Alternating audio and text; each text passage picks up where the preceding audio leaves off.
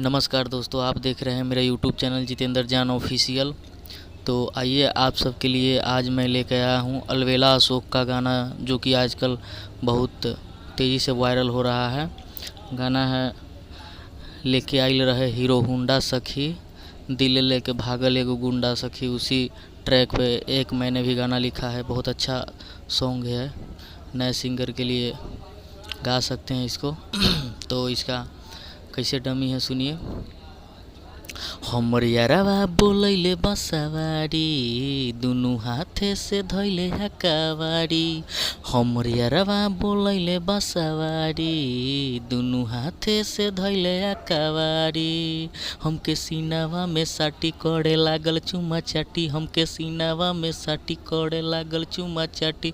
नाही रहे ओकरा सबर सखी, लेके आइल रहे उ त कभर सखी, लगा के करे लागल हबर हबर सखी। लेके आइल रहे उ त कभर सखी, लगा के करे लागल हबर हबर सखी।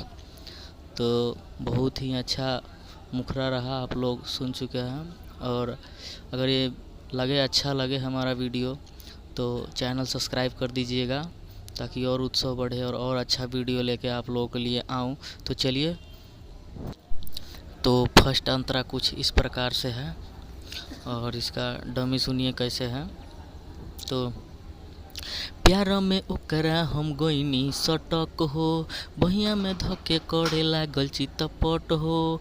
हमरा के धई के गईल उडट हो, यही से दुनु मोड़ा गईल लटक हो।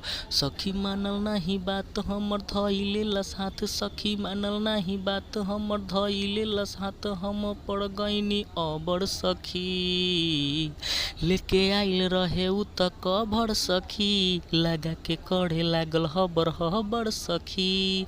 लेके आइल रहे उ त कभर सखी, लगा के करे लागल हबर हबर सखी।